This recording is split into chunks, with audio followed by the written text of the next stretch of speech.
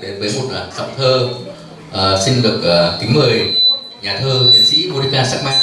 Bà đã có nhiều năm sống ở Việt Nam, bà đã chụp ở Ấn Độ, sẽ có một chùm thơ để gửi tới các quý vị trong buổi giao lưu thơ ngày hôm nay. And now we would like to introduce to you Dr. Sharma from the Embassy of India. And she lived in Vietnam for many years. She will perform. Thank you. Namaste, xin chào. I'm so happy to be among my poet friends from my school years.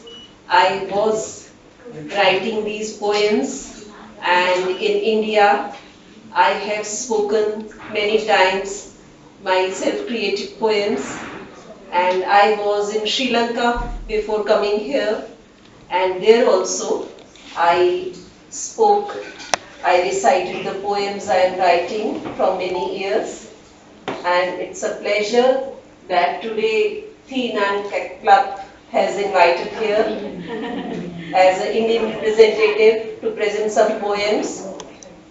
Before reciting the poems, I would like to tell that my research topic, my doctorate thesis, is also on two very great Indian poets, Kabir Das and Mukti Bodh. One is a modern poet and one is the old poet, traditional poet.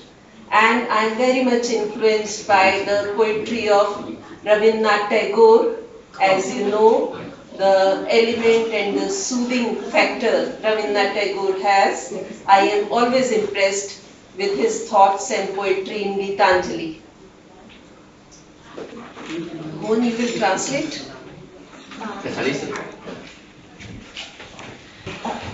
Và xin chào, tôi rất là vui được các bạn mời đến đây, nhất là Thi Nhân Cát mời tôi đến thăm một cái buổi vô cùng đặc biệt này. Trước khi đi tất cả các nơi thì tôi cũng đã đến Pakistan. Is that right? Pakistan? I know. But I mean, you have been to many places, including India, Sri Lanka is a tiny, beautiful island, and then I've traveled around so much. Also, sorry. Tức là trước khi đến ở Việt Nam á, thì tôi cũng đã đi rất là nhiều nơi, bao gồm cả Sri Lanka và rất là nhiều nước. Ngoài ra thì cái research là cái đề tài nghiên cứu về tiến sĩ của tôi thì liên quan đến cái Kabir Das and Mukti Bodh, tức là cái thơ thời hiện đại, modern poetry. Yeah, and from your country.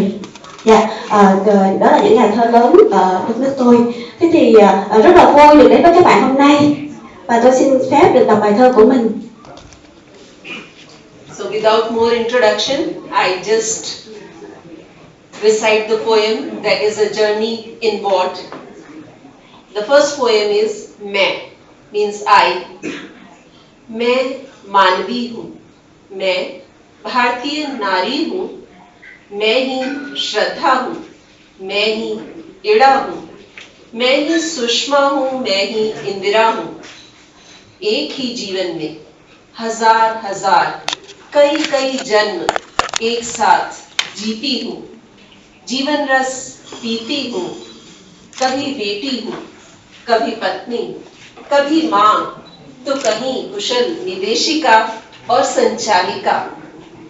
खेतों खलिहानों में मैं ही कृषि कन्या हूँ, हर रूप को भरपूर जीना है मुझे, जो मैं हूँ और जो थी, जो मेरी माँ थी और सब का सब, जो मेरी छात्राएं, जो मेरी बेटियां आगे होंगी, वह भी जानना और पाना है मुझे, जीना है मुझे। हाँ, मैं भारतीय मानवी हूँ, जीवन का हर रंग, हर रूप सुहाना है मुझे, निर्द्वंद उड़ान का प्रण निभाना है मुझे, उन्मुक्त आकाश का हर कोना, हर छोर छूना है मुझे। मैं ही क्रिकेट के मैदान में भारतीय कप्तान, मैथिली हूँ, मैं ही आकाश की ऊंचाइयों को छूने वाली कप्तान कल्पना चावला हूँ, मैं ही कई सागर की गहराइयों में उतरने वाली गोताखोर हूँ, मैं ही नृत्यांगना, मैं ही योगिनी हूँ, मैं ही अनंत का विस्तार हूँ, मैं भारतीय नारी हूँ।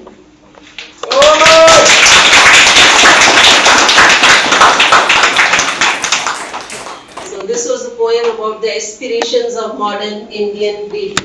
Translation is needed, or I think the books you have for translation you can see there. The second poem, it is about the old Indian tradition of Ayurveda. भारतीय संस्कृति का उज्ज्वल दर्पण, जीवन और जग का है यह संगम, जीवन का ये दृश्य विहंगम, जीव जगत को लाता साथ, व्यक्ति प्रकृति के संतुलन का पूर्ण अनुशासन, स्वस्थ तन मन का पूर्ण है ये आश्वासन, यहाँ सृष्टि का कण कण बोलता है, वसुंधरा के आनंद में अपना महत्व यह तोलता है, हर प्राणी यहाँ उसका हार्दिक है अभिनंदन, आओ जी लो भारत के संग संग आप सब भी मधुरम जीवन के क्षण। आयुर्वेद है ज्ञान विज्ञान का उज्ज्वलतम दर्पण, संचित पुण्य कर्मों का, भारतीय पुण्य कर्मों का यह है जीवंत आंगन।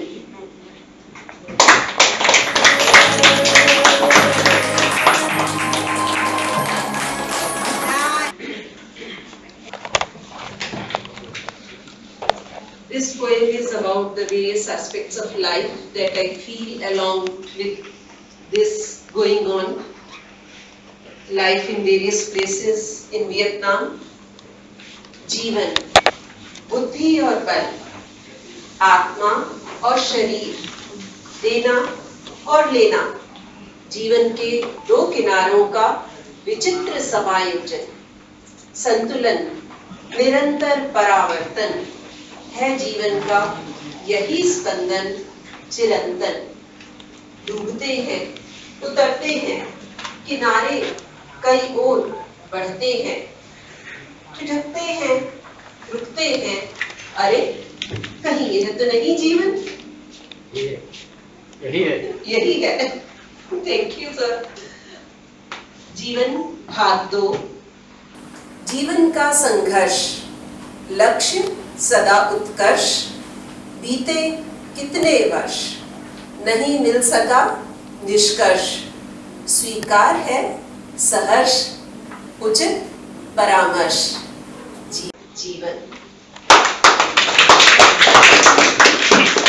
Xin cảm ơn, धन्यवाद।